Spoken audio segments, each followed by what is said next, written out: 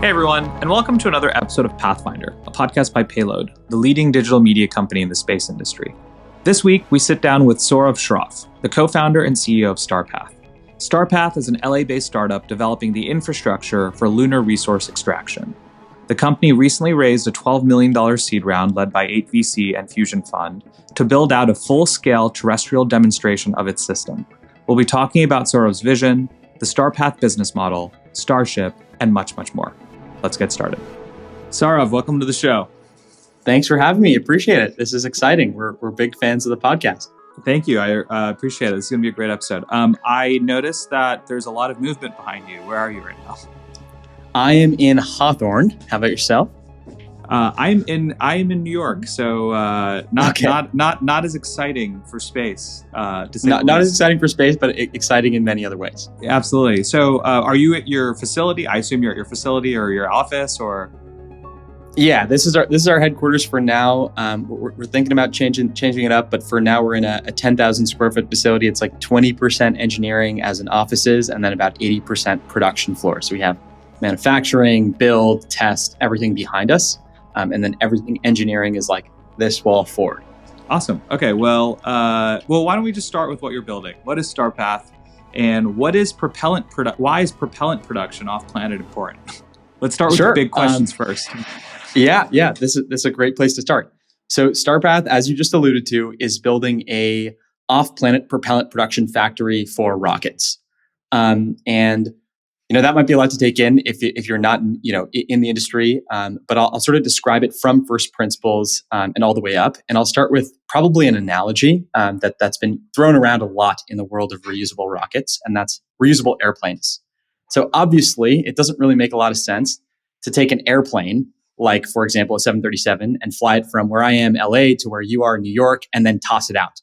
And the reason why it doesn't make sense is because you'd be paying like $1 million for an airplane ticket that you could otherwise get for, maybe $100 or maybe a few $100, depending on the time of year.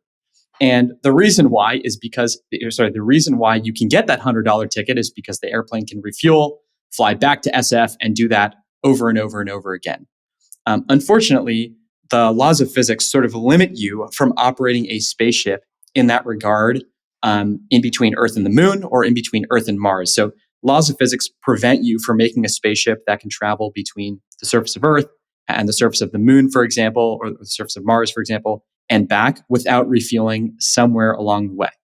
And because that's true, the unit cost of all of the deep space missions we've done to those celestial bodies have been, really, really good deals for science and really, really good deals for the achievement of humanity, like Apollo.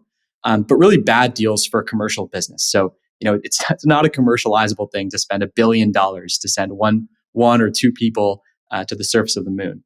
And in a world, which is the world we're building towards, where you actually have the ability to refuel spacecraft on the surface of the Moon and on the surface of Mars, that totally turns upside down.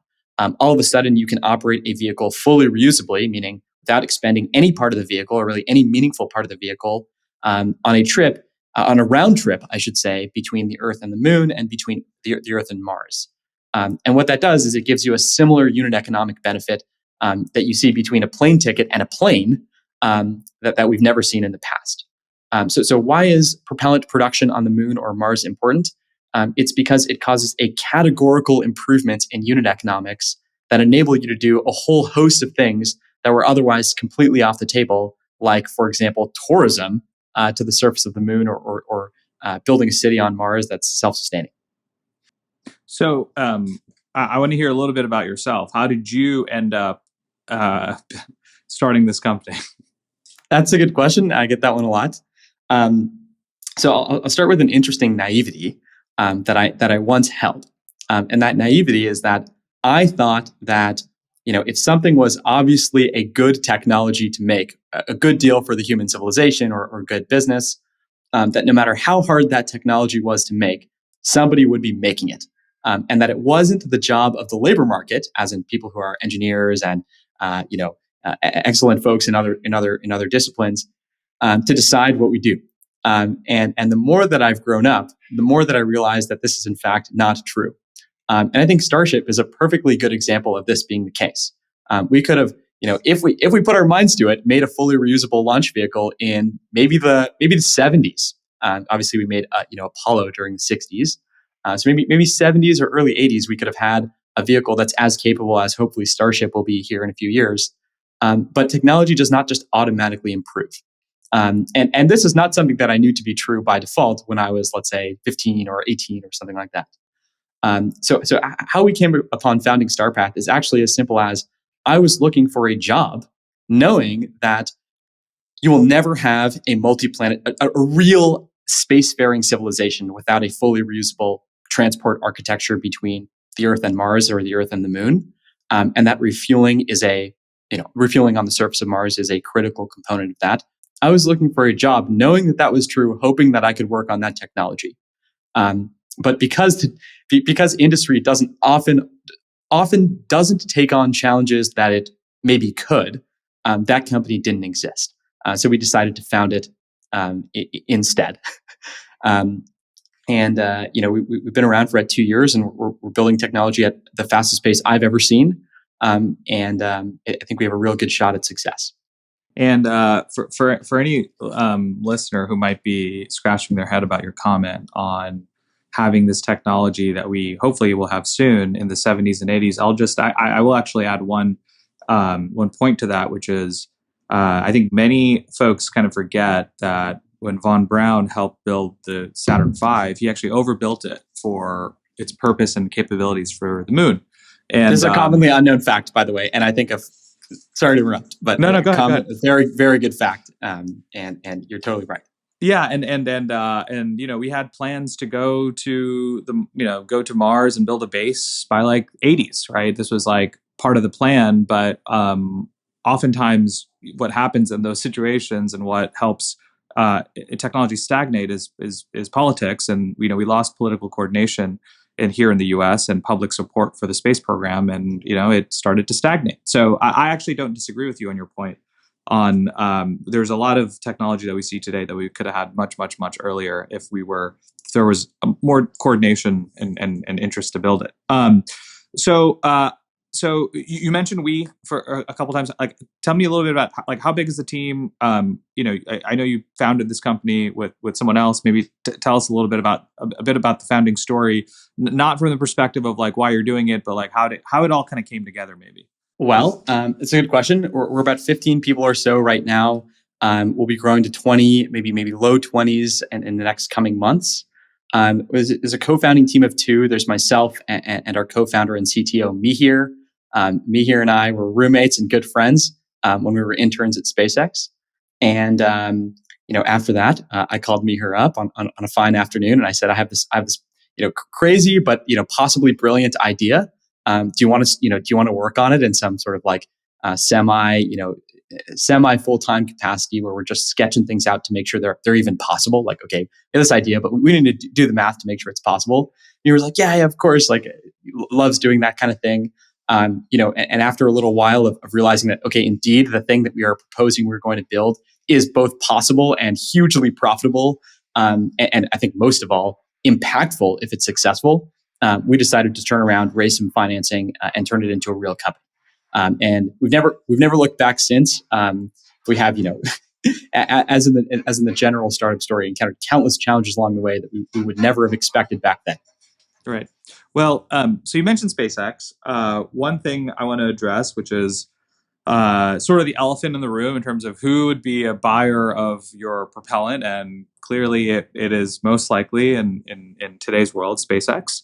So I do have my question really is around Starship, which is from your perspective right now, is what you are building critical for Starship to be successful? And I don't mean to say that SpaceX doesn't already have a plan, but how do you maybe think a little bit about that? Maybe actually talk more about that, sort of the dynamic of like, you were at SpaceX, right? My guess is you tried to work on some type of project related to this problem at SpaceX. Maybe you did, maybe you didn't. And for whatever reason, you've decided, hey, we should just do it on our own. So maybe tell us a little bit about that, because ultimately, a company like SpaceX would, at least for the initial revenue generating moment for the business will be primarily SpaceX. Yeah. So I'll start by saying sort of the legal A's, which is that I can't comment on our relationship with any company that we do or do not work with. But we can walk through a couple of thought processes from first principles. So the first thing is, do I think Starship will be successful with or without Starpath? Of course.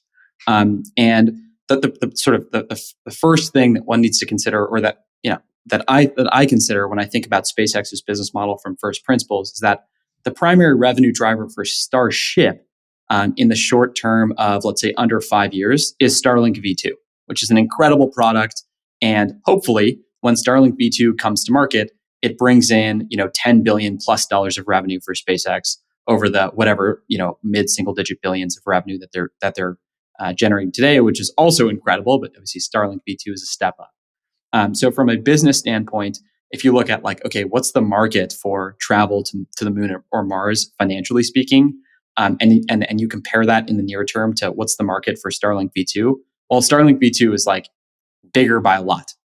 So will Starship be a successful vehicle that makes it to orbit, full and rapid reuse, HLS, the moon landing, and hopefully the Mars missions that Elon has been tweeting about recently, which are incredibly exciting? Absolutely. And then where Starpath comes in is when that business model of transporting goods to the surface of the moon and Mars needs to reach its long-run steady state.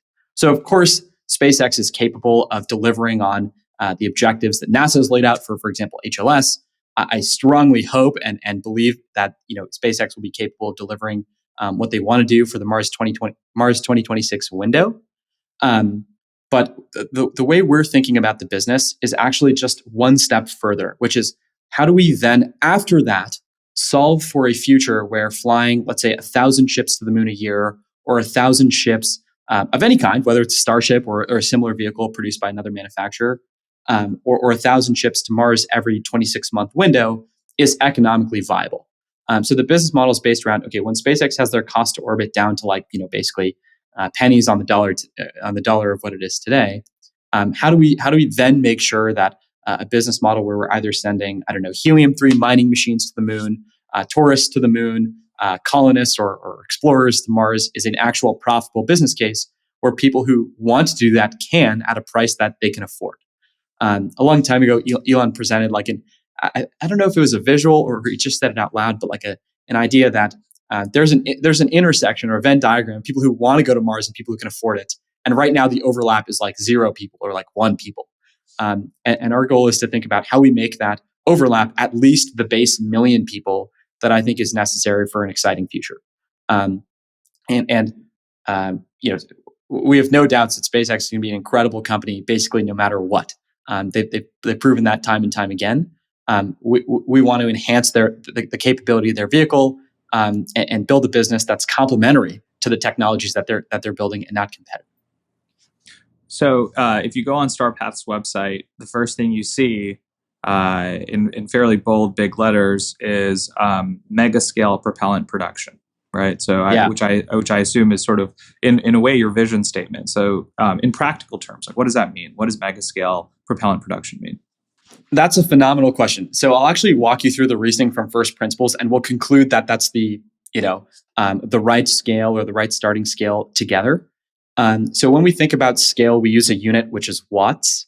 And that unit watts, you can imagine that for every kilowatt or for every watt or whatever, for every amount of power that you have, you can power a set of machines, which we're going to talk a whole bunch about the technology in, probably just a short few minutes here. You can power a certain set of machines to produce a certain amount of rocket propellant per time. So for example, these are rough numbers. For every watt, you may be able to produce 1 kilogram per year of propellant or so. And when you just size out, how big do I want to go when I go big? Obviously, you need to make a big propellant production system if you're trying to refuel vehicles as big as starships. How big do you need to go? And the answer is actually fairly simple. It's you need to refuel a starship on the surface of the moon at least pretty fast. It can't take you a year. If it takes a year, you're toast because A, nobody's going to wait a year. B, you're fighting against boil off, which is the tendency of super cold rocket propellants to boil and vaporize. You need to do it pretty fast. And if you need to do it pretty fast, that means that you need to be producing sort of on the order of about at least 10 starships worth of propellant per year. And if you back that out to power, you're basically concluding that you need a system that's powerful to the tune of about having a 1 megawatt input power source. Now, 1 megawatt is actually still pretty small. So megawatt scale propellant production shouldn't be thought of as the end state. That's the starting state. And I'll walk you through the math for like what we want the end state to look like as well. But basically, to have a viable business that provides a product at a low price, and B, fast enough that it's actually useful, you need to really be at least a megawatt. In the medium term, we'll be at 10 megawatts. We might do 100 megawatts. And then in between that 10 and 100 megawatt range, there's actually sort of a step change in how the technology looks. The technology looks sort of one way below about 50 megawatts and a different way between 50 megawatts and where we really need to be, which is between 1 and 10 gigawatts. And 1 in 10 gigawatts of propellant production corresponds to a ship launch rate that can sustain a 1 million person city on the surface of Mars. So megawatt is basically just the starting point where we're saying like, look, we're not going to build anything smaller than something that's capable of doing about a megawatt of power. And if we were to go smaller, it'd be a mistake because we're now no longer building technology that gets us to that future I was talking about, which is a future where you can profitably send 1,000 ships to the moon or 1,000 ships to Mars every couple of years. We'll talk more about the architecture in just a second. I want to talk about propellant itself. So you're talking about the moon and you're talking about the Mars. What type of propellant are we talking about in terms of production on either body? Sure. Let's start with Mars because it's the simpler example and it has, well, it's not simpler, but we'll start with Mars for no particular reason. On Mars, you can produce basically, I don't want to say any rocket propellant. You can produce most rocket propellants. You can produce oxygen, and methane, and possibly also hydrogen. I say possibly because your demand for hydrogen on Mars is unlikely to be majorly high. Starship, of course, uses methane and oxygen as its propellants. And sort of almost as though I don't say God, but almost as though some outside force is asking us to build a city on Mars. The combustion products of methane and oxygen, which are CO2 and water, are plentifully found on Mars. In other words, the low energy versions of rocket propellant are plentiful resources on Mars. CO2 is about 95% of the atmosphere, and Mars has like underground glaciers with pseudo infinite water supply. It would take you like, I don't know, 1 million years or something ridiculous to use it all. So all you really have to do, and I should say this in quotes, all you really have to do is just undo the combustion, which is digging up water, splitting water into oxygen and hydrogen, keeping your oxygen, that's one of your propellants, and then reacting hydrogen with CO2 via a process called the Sabatier process, which produces a little bit of wastewater and methane. And then you take your oxygen and your methane, cool them down to liquid temperatures, and pump them into a rocket. So on the surface of Mars, you can produce 100% of a rocket's propellant, meaning if a rocket lands, basically empty with like maybe 1% or 0.1% of residual, you can fuel it up as much as you need to get home, which is probably like between 2/3 and 100% of the tank is probably what you need. On the moon, it looks a little bit different. And there is sort of an interesting piece of math here that I'll bring up in a second. The moon has no abundant source of carbon. So whereas on Mars we're basically sourcing our carbon from the atmosphere, which is carbon rich, the moon actually has basically no carbon in big quantities. This may change as we learn more about the chemical composition of the moon. Hey, maybe you dig down a mile or something and there's just like a bunch of hydrocarbons or something like that. Personally, I doubt it. But on the moon, effectively, what that means is you can only make the oxygen component of your propellant. It sounds like a bad deal until you consider the fact that the moon is closer to Earth than Mars in orbital mechanics terms, which is unit of distance is actually velocity in orbital mechanics terms. So it takes less fuel to get to the surface of the moon than it takes to get to the surface of Mars. And what that means is that you actually have just enough margin to bring your methane with you. And the methane is only about 20% of the total propellant mass. So it's really like a pretty darn good deal to land with, let's say, 50 or 60 tons if you're flying a Starship of methane, and then refuel with the corresponding 200 or so tons of oxygen, lift off, and that'll give you enough margin basically to get back to Earth in some cases. And the interesting piece of math there is basically like It's almost as though some outside force is asking us to make a city on Mars. And then on top of that, it's almost like an outside force is asking us to make a city on the moon, because it's saying like, look, I didn't give you carbon on the moon, but I gave you just enough margin that even without carbon, you can get home. Which to me is a little poetic. It's a little bit spiritual, but to each their own and their interpretation of reality. That is very interesting, actually. I had no idea. Well, okay, so walk us through the technical architecture of Starpath, but give us the phases, right? Like, what is the, right now, what does your kind of roadmap look like? What exactly are you going to be building? What are you going to be deploying? Maybe just go through the general architecture and we can kind of dig in. Sure. So I'll walk you through our sub 50 megawatt moon system. And at a later point, we can talk about what changes on Mars and what changes when you scale up the power. And there's basically three systems. They're almost entirely disjoint. They share a whole bunch of parts, but they do different tasks. The first is power generation. The second is mining. And the third is refining. Those devices each have names. They're not all that creative. It's Power Tower, which I think is the best name. Rover, which is the mining machine, and Plant, which is the processing machine. The tower and the plant are stationary devices, and then the rover traverses back and forth between a mining site, which I'll explain where that is on the moon, and the refining site. We build all three of those pieces of technology from scratch. So the only input materials are basically commodities like steel, aluminum, bearings, batteries, microcircuits. There's nothing that we buy that is a sort of non-commoditizable good. And that's by design, and we'll talk about why that's by design later. It's basically just a unit economics thing. And so, we can talk about each one of these devices one by one and basically disjoint. So the solar panel has this requirement of generating an absolutely gargantuan and absurd amount of power. On the moon, most people are interested in the South Pole, and it's because the South Pole has a set of resources that we're going to talk about in just like 2 minutes.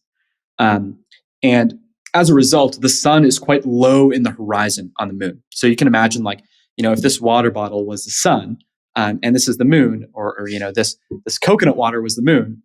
If you were on the bottom of the coconut water to see the sun, you'd have to look pretty low in the horizon. And as a result, to make a solar panel, unlike on Earth where we sort of tilt solar panels back and look into the sky, you actually want like a vertical sail, which is very, very, very convenient from a structural margin standpoint. Because what that means is that you can make basically a massive mast that deploys solar panels like banners, sort of like, I'm trying to think of an example here. I don't know, like a billboard or like an advertisement or something like, I don't know, just a big mast and banners. So the basically key metric of that system is how much power do you produce per weight, and then how much power do you produce per stowed volume? Because we have to make a solar panel that's like the size of a basketball court. The smallest we'll possibly ever go is about 100 feet tall and about maybe 30 or 35 feet wide. But the only direction we're talking in is bigger. And that's based around a flexible photovoltaic, so basically a panel that can roll, a deployable set of banners that unfold outwards, and I think most interestingly of all, a deployable mast. So like a mast that is almost like a measuring tape in terms of the mechanism by which it unrolls, but it's made out of carbon fiber. It's extremely strong, and it can, of course, support the weight of lots and lots of panels. So that's a device that we build almost entirely in-house. We're working with a partner on the actual photovoltaic manufacturing, a company called Celestial that builds that technology. And then, I think the big thing to emphasize though with the tower is that there are no, inputs that go into the tower that are like exotic. Like we're not using like, platinum. We're not using like anything that's crazy. We're using sort of commoditized materials and commoditized goods because, like I said, we're not trying to build it at a scale that's small. We're trying to build it at a scale that's, ridiculously unheard of big for a ridiculously, or not necessarily ridiculously, but an unheard of big use case. And there's one other thing to mention about the tower that I think is really interesting. But basically, when you get a stick that's like 100 feet tall on the moon, you get sort of line of sight visibility of quite a lot of the surface. So the stick implements a number of interesting radio technologies that basically act like a cellular network. And this is useful for other people that might be building technology on the moon because they'll basically have a free internet connection. We haven't talked exactly about the business model for commercialization there because we're not focused on that. But it's likely going to be something like, yeah, if you want to use it, you can. You don't have to pay too much for it. Yep. So that's the tower. This sounds like there's a freemium model in there. But okay, so I actually do have a question before we move on from the power tower. So and I think you've sort of alluded to the answer. My guess is, but two questions. Why build this yourself? There are other companies out there who are pursuing, power generation on, and more to, yeah. And then two, I assume you've looked at nuclear.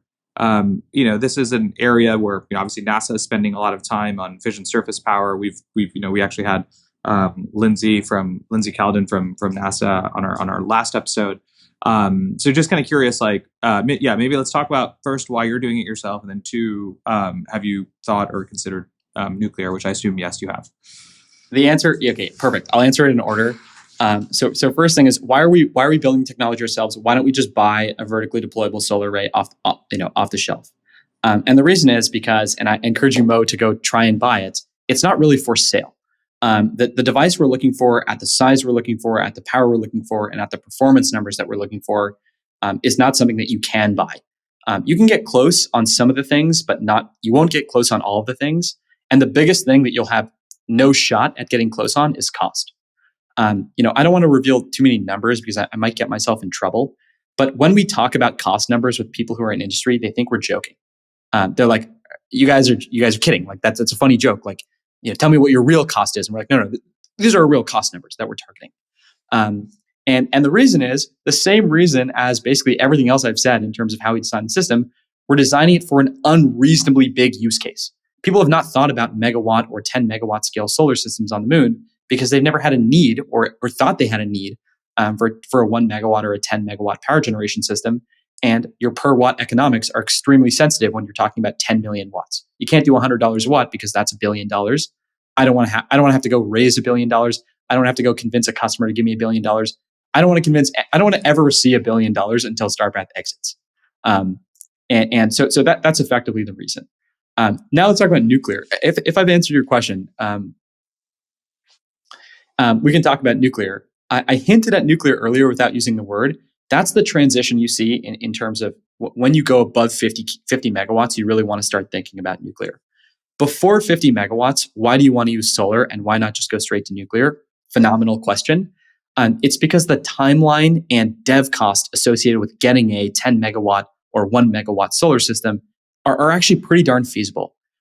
Whereas if we were to say that as a dependency for our business model to work, we have to go out and develop a, 10 megawatt or 1 megawatt or 5 megawatt nuclear reactor, which, your guess is as good as mine in terms of the development cost and timeline for that.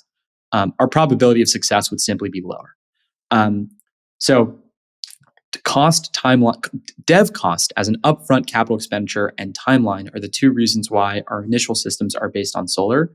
But you're absolutely right in the underlying sort of claim, which is that in the long run, if you're doing what we're doing, in the long run, you should be using nuclear.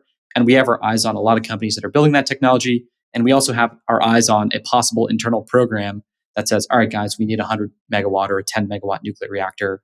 How cheaply can we get this done? Obviously, we haven't decided.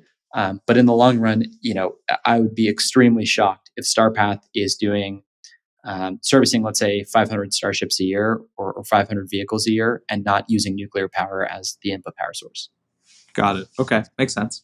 Okay. So now plant and rover. Sorry to interrupt. Yeah. So the plant team is going to be annoyed that I'm talking about it like this, but the plant is actually probably the least it has the least to explain about it. It's the most cut and dry. It's not the most cut and dry in terms of the technology. There's a whole bunch of stuff I could get into that I'm going to spare you and your audience from having to deal with. But what the plant does is it effectively ingests dirt. That dirt has a small amount of water in it. When I talk about Rover, I'll explain where that water is coming from. It heats up the dirt to sublimate or basically vaporize the water, extracts the water, and then electrolyzes it to split it into oxygen and hydrogen. And then it super cools the oxygen to make it a liquid. It then stores that oxygen in a relatively small storage tank. And then I'll explain when we talk about Rover how that fuel gets from the processing plant to the vehicle of interest. So very complex device, and there's a whole bunch of like redundancy and extreme reliability requirements that have basically never been placed on any chemical processing device ever. That the plant team is tackling right now. But from a sort of block diagram or physics level, it's quite simple. Heat up the dirt, pull the water out, split it. These are things we know how to do at a chemistry level. The engineering is really around taking that chemistry and turning it into a system that can operate reliably in space. The last thing that the plant does is it takes that spent dirt, which is often called desiccated regolith, it's just dried dirt, and it loads it back into a robot. So a rover comes up to the plant and unloads a load of about half a ton of dirt at a time. And then after processing, that same robot takes the basically spent dirt and puts it back where it came from. So we want to be good stewards of the moon, to the degree that we can as a mining company, which is to say questionable. Probably shouldn't have said that, to be honest. And basically put the dirt back, wherever it came from. And then as a sort of fun thought experiment, if we were so inclined, you could actually take that dirt and draw any image on the moon that you want. So if you wanted, this is just a fun side. Okay, this has nothing to do with the technology. If you wanted like a 5 kilometer tall face, like drawing of Mo's face, we could put it on the moon for you for a fee. But I'm mostly kidding. We're very unlikely to do anything like that because our primary objective is to serve our customers and not joke around. But we're willing to joke around a little bit. Well, that sounds like an advertising business to me. But keep going. Yeah, I mean, look, if everybody's on the same page and everybody thinks it's a great idea, we're happy to draw like a Nike logo on the moon that's like the size of Orange County. But it's up to some. There are a lot of questions, and I mean, look, there's the obvious reason why we don't want to do that, but I agree. But that being said, industry and commercial companies here on Earth have been very clever about various ways that they use space to market products. So you and I don't know how this is all going to evolve and develop, and what will be okay and what won't be okay, and but nice to know that it's there. Yeah, I'm like 95% kidding. I just meant to say it because it's pretty funny. We joke about it, but we're unlikely to actually do it. Right. Okay, let's talk a bit about Rover. I think Rover is probably one of the coolest looking devices that we build. You can see some images of early revisions of Rover on the internet. And Rover is basically the first industrial robot for space ever. You might argue that like Starlinks are industrial robots for space. Okay, so that would be an exception. But I mean, like in the context of rovers, planetary devices, the things we've made in the past are all sort of like on the scientific side of things. Like NASA's built a ton of really, really incredible machines. Like obviously, the Mars rovers over the years, Viper, which is sort of a tough active situation, but Viper is a technological marvel in terms of what it's capable of doing. But they're all sort of scientific. They move really slow. They're not designed for any sort of they're not designed with a spreadsheet that describes their value relative to their cost. They're designed with a list of science objectives that they need to hit. But Rover, is the first vehicle, of our knowledge, to our knowledge, I should say, that is an industrial robot for the moon. It's capable of hauling many, many tons of material per day, depending on the distance between the mine site and the processing site, which depends on a number of other factors. It's capable of mining at a pretty intense rate. Early revisions of the rover are on the slow side. We'll probably increase the mining rate from, tens of kilograms, maybe up to tens of kilograms per minute. So maybe several tons per hour. It's a fast machine. It's designed for little to no maintenance. It has a massive battery pack. In fact, it's mostly battery pack inside the chassis. Unlike it's designed like any industrial robot would be, which is to optimize its economic productivity. And its economic productivity is measured in dirt per day, which is a pretty unsexy term, but it's, I think, a pretty sexy term if you consider that dirt enables life to be multiplanetary from a fuel production standpoint. It's equipped with a number of sensors for partial autonomous operation. In the long run, it'll be fully autonomous. It's like everything else we build, almost entirely custom built. So So everything from the actuators to the structures to the battery packs, eventually the sensors, but in the early days, maybe the sensors will be off the shelf. Eventually the radios, same deal. They're all built with commodity components. And that's because unlike Viper, which is going to have a few units built really ever, we want to be producing Rover at a rate of, in the long run, maybe 1 or 2 a day. So like I'm talking a production line where there's like QA and whatnot, just like an automobile is built, but maybe not quite at that scale. But if automobile production is here and space rover production is here, we want to be like here. For those listening and not watching, that was like 30% of the way from space rover to automobile. So to ask sort of the seemingly obvious question at this point, which is you are going after 3, let's call it business lines or technologies. Technologies. Yeah. Technologies. I'll call one business, 3 technologies. So 3 technologies that really, in effect, could each be its own business. Talk to me about the ambition there. Like, what is this? Is there's a lot of technical execution risk here between these 3 technologies. You have to build all 3 for all of this to work, right? Tell me about like how you think about that. How you think about sort of building a successful business that can do all 3 of these like seemingly difficult things. And I understand that some of them are relying upon commodities or materials that or structures that we're familiar with. But at the end of the day, you got to put it all together. Yeah, we have to put it all together. We have to do a really good job. So there's a couple of things I'll say here. The first and I think by far most important thing is like we did not start a company to like decide how much technical scope we want and then go chase it. We started a company to solve for a problem. And that problem is that in today's technological marketplace of technologies, there do not exist the requisite set of technologies to solve for a business case around 1,000 Starship flights to Mars every 26 months. And I'm not necessarily interested in how hard it is. I'm just interested in the fact that it needs to get done. And I also don't, have extremely high confidence that if we, let's say, wait, 2 years, that we'll just be able to walk down to our local market and pick up a industrial space rover that's capable of mining 10 to 20 metric tons of material per day. So basically my first point here is like, it has to happen. And unless you want to have a not exciting future, it has to happen. And tough luck that it's hard.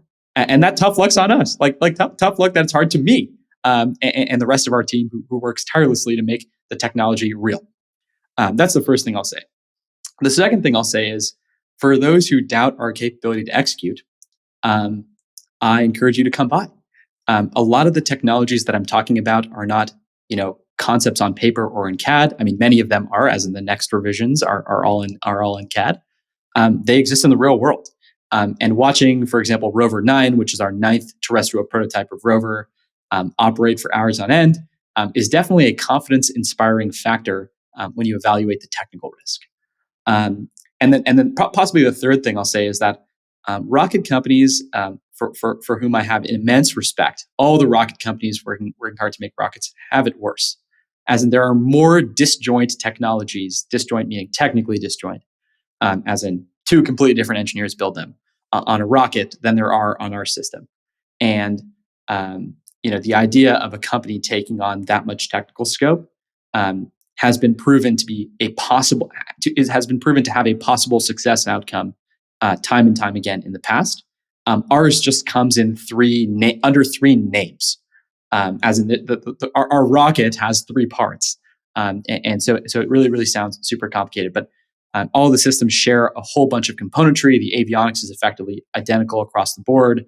The batteries, are identical across the board. The actuation systems are identical across the board, etc. So those are how we think about it. I mean, we have no fears when it comes to technical scope, and I think a company that has fears when it comes to technical scope is not going to solve technically challenging problems. And we're in a world where the future we want to live in is a world that requires solving technically challenging problems.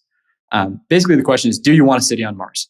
And if the answer is yes, then you must do, you must solve for that use case. So let's talk about, let's switch gears for a second. Let's talk about market sizing. So we've talked a little bit about this earlier in the show, but SpaceX clearly has something that they're thinking about as for propellant production. Obviously, they didn't just like forget about it. And I want to be mindful that you were obviously there, so I don't want you to get yourself in trouble. But what can you share with us about like, and I don't mean what you know, but like what you think, which is like, yeah, exactly. Forget about Starpath. Like, what do you think SpaceX is going to be doing about propellant production?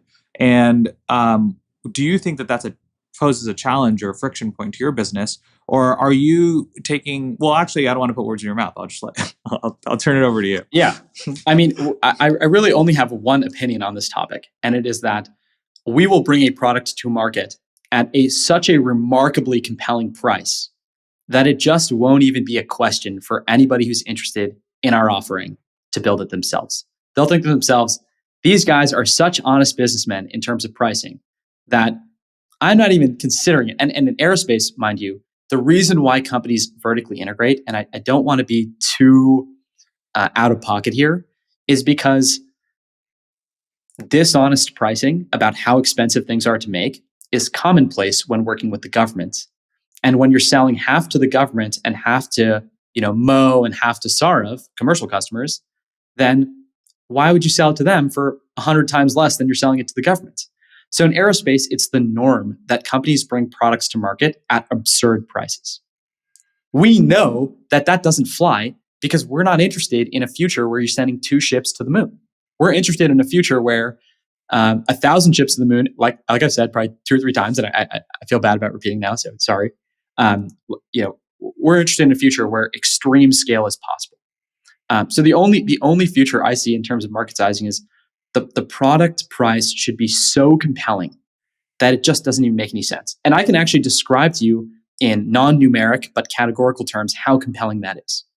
In a future where, let's say, Starship launches to orbit and the operational cost of the vehicle is $0, the launch pad costs $0, the ship has infinite life, so there's zero marginal cost of using the ship or the booster, and there's no engineering overhead.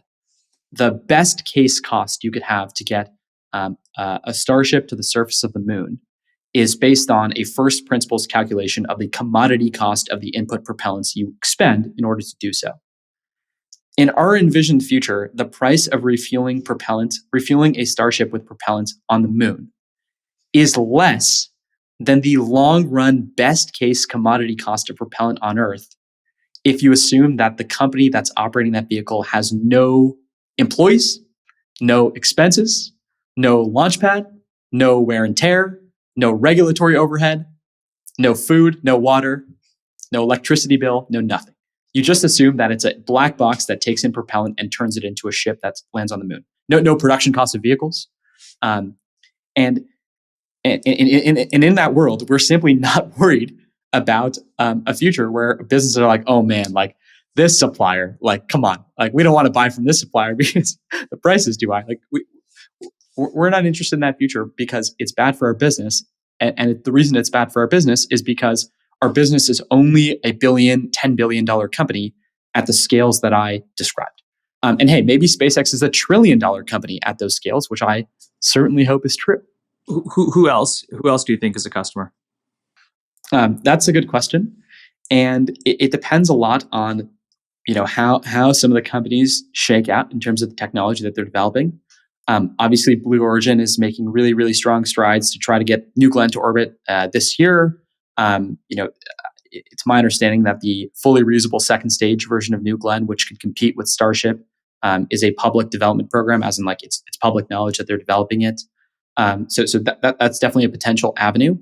But I think more interestingly about how we diversify the customer profile of the business is thinking about the other value cases we get out of all the machinery we build to build propellant.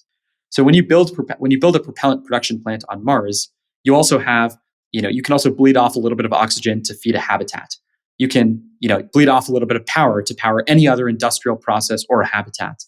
And the way we see things shaking out at Starpath is that Any business that doesn't develop in time to make a profitable business case for the maximum possible rate of flights to the moon and Mars is a business case that we're interested in also building out. So in the long run, our customer can be anybody who's operating a launch vehicle, anybody who wants power, anybody who wants oxygen, and anybody possibly who wants to, individuals who want to travel to the surface of the moon or Mars, that may be paying us on a per night basis for use of a habitat, or a per year basis for I don't know, leasing technology that's capable of supporting habitats, or whatever we need to do to make it so that in the future you can launch 1,000 ships to the moon or 1,000 ships to Mars every 26 months. And the reason why we're so stuck up on that number 1,000 is because 1,000 ships is where the human species goes from being a species that maybe knows what they're doing in space to a real spacefaring civilization. I want to talk about sort of the evolution of your business model. Tell me a little bit about the revenue model. I assume this is not going to look like a gas station. I assume that there's going to be the contracts involved will be a little bit more complex. Share what you can on that, what the revenue model looks like, and then also I'm assuming you don't have revenue today, but when do you expect to generate revenue, and maybe what do you think that looks like? That's a great question, and I'll start by saying the legalese part, which is like we can't talk about our relationships with any companies on Earth. And then I can talk about sort of what we want the future to look like. So you mentioned that you think that the contracts would be really complex. In our envisioned future, not really. We really want the contracts to be as simple as possible. We want a future where, like I said, our product is at a compelling price, and is at such a compelling price that it makes no sense for anybody to try to build the technology themselves. And there are a couple of business models that we've explored in terms of how we'd structure contracts. It will look pretty darn similar to a gas station. Obviously, a gas station charges on a per unit volume basis. We're going to be charging on a per unit flight basis. So all of the numbers that back out your per unit volume or per unit mass economics are sort of downstream of that. There are a couple of interesting analogs in the aviation industry where airlines bulk purchase fuel way in advance that are possibly of interest to us and our customers. Especially a customer that's worried about you being a single supplier and price gouging, which we are completely not interested in doing, but need to communicate that to our customers both verbally and contractually. So for example, in the airline business, airlines will buy fuel, let's say 5 years in advance or something, at a fixed price. So they get a better deal if the fuel price goes up. They get a worse deal if the fuel price goes down. But they have certainty, and they can use that certainty to sell, basically build the rest of their business as far in advance as possible. So that's one possible structure. But the answer is effectively just whatever is going to be easiest and least frictionful for our customers. To say yes. One of the thoughts we've circulated internally amongst the leadership team is we want to build a product and a product buying experience that's the easiest yes our customers have ever said to a supplier. Like we want to build the Apple Store equivalent of buying technology, but for clearly not an iPhone. Right. No, that makes sense. And so you guys did just raise a $12 million seed round. So congratulations on that. I know that was led by 8VC and Fusion Fund. Thanks, Mel. What is so? I'm sure.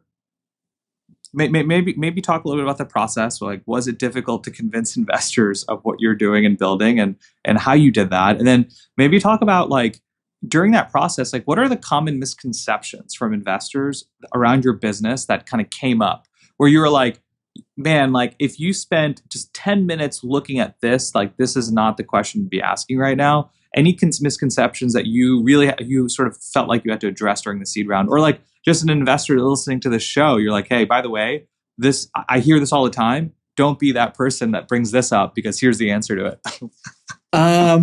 Okay, I'll answer your questions in order. So how was the experience? I would say it was a good experience overall. First of all, we were big fans of the teams at really all the companies that have all the firms that have invested in Starpath, especially the teams at APC and Fusion Fund.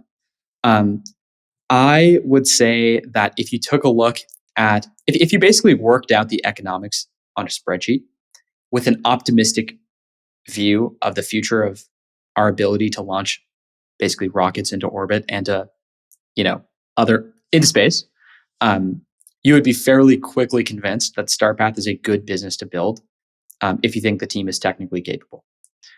So in that sense, no, it was not really a challenging process to explain. Common misconceptions. This is a good question. I'm gonna have to rack my brain a little bit to remember a few, and I also, don't really want to say something that's wrong here because I don't want to make fun of anybody for anything. Common misconceptions. Well. Let me ask you something else while you're kind of thinking of it. If something else comes to mind. So you raised 12 million. Awesome, amazing. In this market, I know how challenging it can be.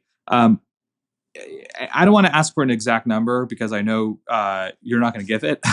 But how much capital do you think how much capital will be needed to get an asset on the moon producing propellant? I don't need the exact number, but are we talking tens of millions? Are we talking hundreds of millions? Give us a sense of scale. Substantially lower than $100 million. Okay. All right. So like I said, I can't speak to our relationship with other companies, and that number depends on a lot of things. Let's say if we exclude all of the costs that we can't control, and we only include the costs of developing and building the thing that needs to go on the moon, it is substantially below $100 million. Obviously I shouldn't be talking just like openly and freely about our company's financials because it's like confidential and whatnot. If you've looked at the number of dollars we've spent to date in comparison to the technology we built, this would be an easy sell. Got it. That what I'm saying is true. Okay. Well, so two quick questions I have then. Anyone else that you're aware of that's building similar or this type of service? That's one. And then two, what do you know about China out of curiosity? Like, what are they doing in this field of space? And not to say that because I know nothing more than you about China. Okay. I know what's on the internet. But yeah, are there other companies that are building similar technologies? We've heard of a company called Ethos Space that's building a similar technology in a sort of slightly different technical way, and we hope that they're really successful. We think it's amazing that other companies are trying to build out the same business case, and we're interested in an exciting future, and it's better to have multiple players that are working towards it than just one. So we hope there are tons more companies like Ethos Space that become funded and start building technology. Hopefully they already exist and they're in stealth. So we like sincerely invite competition, in the most genuine way possible. And then, sorry, your second question, I'm blanking on it. Well, the second question was China, but China. Yes. No one seems to know what they're doing. Okay, well, China's clearly making a lot of progress on a lot of things. I mean, I see videos of like, vertical takeoff landing rocket boosters that are in sort of testing development, sort of like Grasshopper was in the early 2010s. For those who are, not familiar with the term Grasshopper was the name for the Falcon 9 development vehicle that was designed to test the landing capability. It's very similar to like Starhopper, if you guys remember that. That's the Starship equivalent from like 2019 or so. China's doing a great job in a lot of ways. And I know it's not a popular opinion, but like just like we encourage competition in the domestic sense, like international competition is a good thing too. If we're doing a bad job as a country and another country can do a better job and show us, that's great. That's inspiring. Like competition inspires people to perform really, really well. I think that if the U.S. government is interested in being better than China, which may or may not be of interest to the U.S. government, then a company like Starpath is a good bang for your buck. In terms of just imagine a picture of a basketball court-sized solar panel sitting on the surface of the moon, turning it into basically a strip mine. Just imagine that in terms of like, conveying the idea of dominance. Now, I'm not saying I'm personally interested in any of these ideas. I'm only interested in technology and what it means for the future of humans. But if you are interested in those other things, then Starpath's a great bang for your buck. So, when do you expect sort of like a robot to be, pulling a a valve or whatever. I'm imagining like a literal gas station. Yeah, Obviously, I know this is not the case. I'm imagining a literal gas station. sure. Someone unscrews the Starship like fuel cap, and then you plug the Starpath system in. When do you expect that to happen? Like, what is the what is the date? We want first fuel production in late 26 or early 27. Wow, that's pending a lot of things that are outside of our control. And we wish the best for all the companies that are, basically part of that dependency chain. And we're really confident in what they're capable of. Like I said, can't speak to any of our relationships with any companies, but in the general sense, we're confident. And then on the technology side of things, we can definitely do it. In fact, first fuel production has already happened here at Starpath. We'll be doing an integrated demo that's, probably, I don't know. I don't want to make any claims that I don't want to write any checks that I can't cash, but we'll be doing a fully integrated technology demo in February that demonstrates the end-to-end system. And I think it's going to be an inspiring thing to watch for our customers, for our stakeholders at NASA, and for anybody that's a fan of a future where humans are a multi-planet species. Well, with that, I got to ask about your vision, your 10-year vision. So, I was gonna,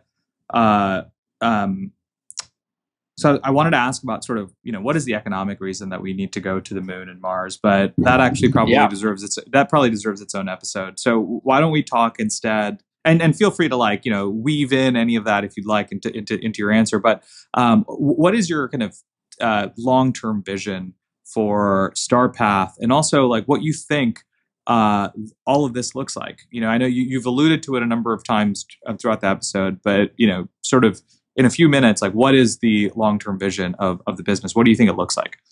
Yeah, so in 10 years, which is a long time, I can't speak to exactly what scale we'll get to. I mean, I could just sort of maybe 100 megawatts, maybe a few hundred megawatts of scale.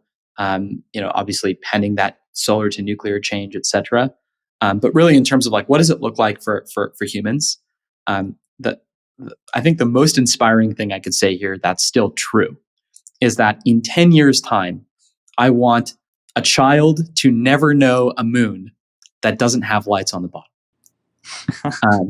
And not because that's necessarily a better picture, but because I think that in 10 years' time, we can get to the point where a permanent base on the moon is big enough that you can see that it exists from, with the naked eye from planet Earth. It won't be huge. It'll look like a light and a couple of veins on the bottom of the moon. And obviously that has to be correlated with an extremely high launch cadence, an extremely high propellant production rate, safe habitats, safe landings, etc. And I think we can get there. At least on the side of things that we can control, I think we can definitely get there. If there are other businesses that Starpath has to pursue to make that happen, like, for example, building and maintaining those habitats, or building and maintaining a food production system or something like that, we're happy to do it. But hopefully there's a massive amount of entrepreneurial effort that looks to solve a lot of those auxiliary problems. So I do want to ask, since I know you're plugged into the startup ecosystem, are there any other businesses that you're very excited about that they could be related to what you're doing? They could be friends, partners, whatever. But just in general, startups that you're super excited about. Well, I would say there's two categories here, and they're entirely disjoint. I'll start with the less interesting one. The less interesting one is automation of engineering. A lot of people probably outside of the engineering world don't know that, if an engineer had the assistance that, let's say, if an engineer was very well assisted by a computer, they could be probably 10 times more productive. And a 10 times more productive engineering workforce just produces a way more exciting future. Unless they're working on TikTok or other things that I think produce a less exciting future. But most of the time that's not true. And then, the second thing is obvious, which is nuclear energy. If somebody, right now, nuclear energy is this taboo, red taped thing where the timelines are unknown, the costs are kind of unknown in terms of development. We haven't developed a lot of new nuclear reactors that are that small. If there was a competitive marketplace of 50 companies that all build nuclear reactors at different costs, at different trades, one's higher performance, one's lower this, one's can work in the super cold or whatever, it'll make that 50 megawatts to 100 megawatt transition. I'm using these numbers. They could be different, but it'll make the transition from solar to nuclear for our technology stack that much easier. So I would say that, and then maybe the third thing I should add, which is extremely obvious, is launch vehicles that are reusable. Right. Yep. Correct. But that's not really a startup ecosystem thing. That's a lot of really more big companies that are hundreds of people or thousands of people big. Well, I love your nuclear answer, especially considering that I've chosen to, for the first time ever, wear my new Ignition fleece, which is our sister nuclear energy focused brand. My last question for you, Saurav, is actually quite simple, but no one's given me a really good answer to this question yet, and I'm hoping that you'll be the first to nail it. Which is in the future movie of Starpath, who's playing you? What celebrity will be playing Saurav? And forget about let's forget about age for a second. Let's assume that we're not your favorite actor. Can the person be dead? You know what? I'll accept that. Sure, they can be dead. Easy answer. Yeah, go ahead. Extremely easy answer. It would be Carl Sagan. For those who are listening, Carl Sagan is a philosopher who wrote during his life about astronomy and the future of space. And one of his books, which is titled Pale Blue Dot, A Vision for the Human Future in Space, is one of my personal favorite books. And a lot of people in our industry share the opinion that that's a pretty sweet book. Yeah, that's good. That's a solid answer. Carl, he is definitely a little bit of an actor. He did a great job on his show. Why is it Cosmos? Cosmos, of course. What a great series. Anyway, Saurav, thanks so much for being on the show. This is an awesome conversation. Really appreciate it. Super exciting. Well, thank you for having me. Yeah, no, super exciting. Very excited to see the progress and the milestones and what you have coming up early next year. So thanks for being on the show, and I'm sure we'll get you back real soon. Appreciate it. You have a great day. Till next time.